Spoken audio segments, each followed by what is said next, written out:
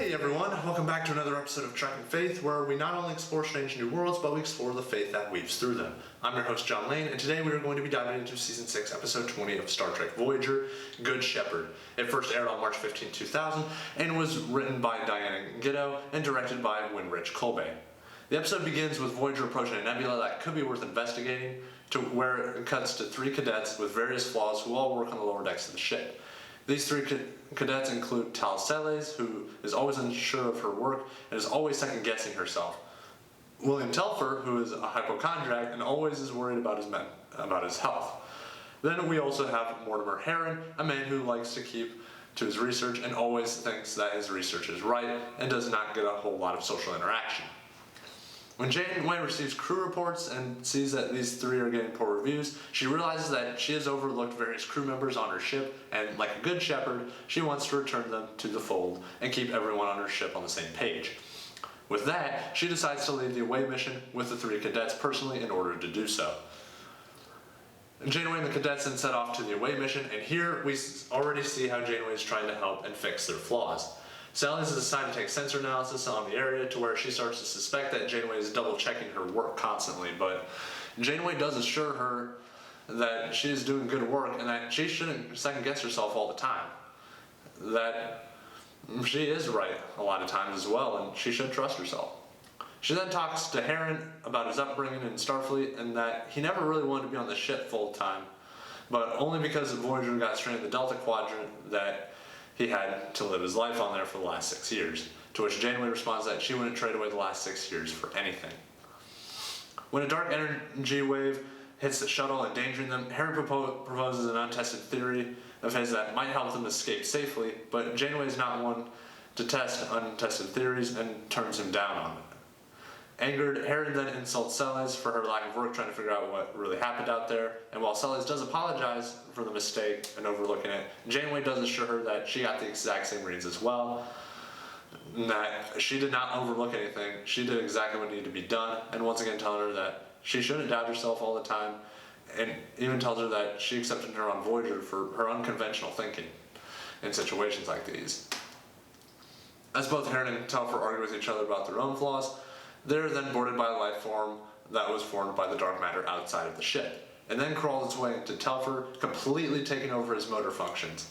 When Janeway stuns Telfer, the creature escapes his body to where it starts siphoning power from the ship where it lands on the control console.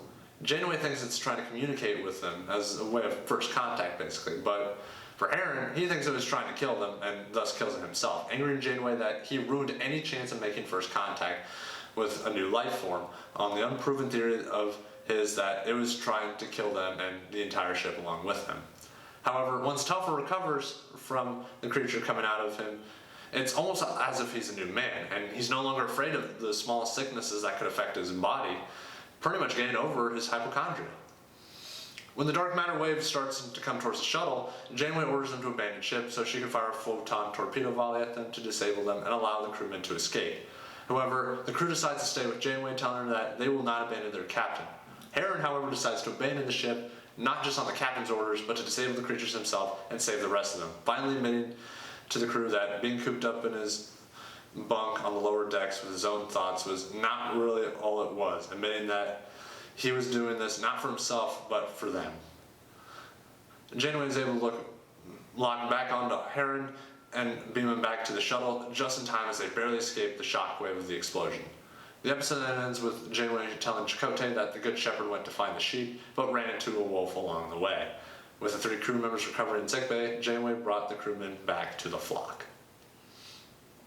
This episode overall was a huge metaphor, as seen in the title, into the story of the Good Shepherd from John chapter 10, and along with a couple other books from the Bible as well. In this passage, Jesus talks to the Pharisees on who the Good Shepherd is, one that will never abandon anyone from the flock, and how the shepherd will lay down his life for them, much like how Janeway was near the end of the episode.